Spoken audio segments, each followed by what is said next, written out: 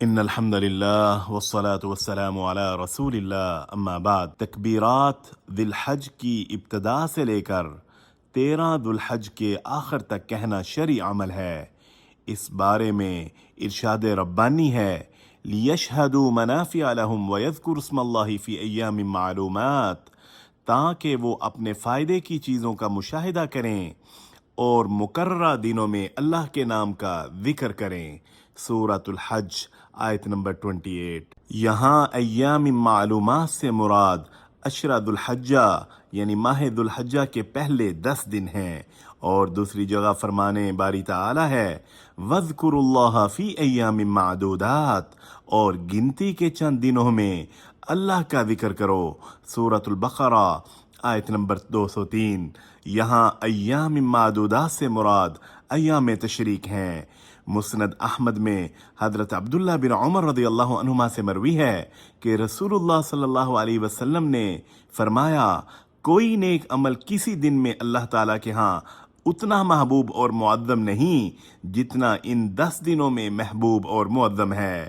فَأَكْثِرُوا فِيهِنَّ مِنَ التَّهْلِيلِ وَالتَّكْبِيرِ وَالتَّحْمِيدِ، چنانچہ ان دنوں میں کثرت کے ساتھ لا الہ الا اللہ، اللہ اکبر اور الحمدللہ کہا کرو۔ مردوں کے لیے یہ تکبیرات بلند آواز سے کہنا مسنون ہے، جبکہ عورتیں اسے پست آواز میں پڑھیں۔ تکبیرات 2 قسم کی ہیں، تکبیر مطلق یعنی عام تکبیریں، یہ ذی الحجہ کا چاند نظر آنے سے لے کر 13 ذی الحج کے سورج غروب ہونے تک پڑھی جاتی ہیں۔ یہ تکبیریں کسی خاص وقت یا نماز کے ساتھ مقید نہیں ہوتیں، انہیں اٹھتے بیٹھتے بازاروں میں، گھروں میں اور چلتے پھرتے پڑھنا مسنون ہے۔ تکبیر مقید یعنی تکبیرات تشریق، یہ 9 ذی الحج یعنی یوم عرفہ کی فجر کی نماز سے لے کر 13 ذی الحج کی عصر کی نماز تک ہیں۔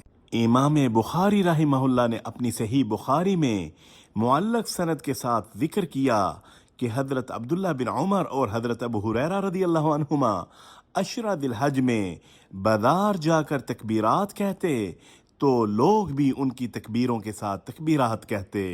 وصلی اللہ علی النبی الکریم۔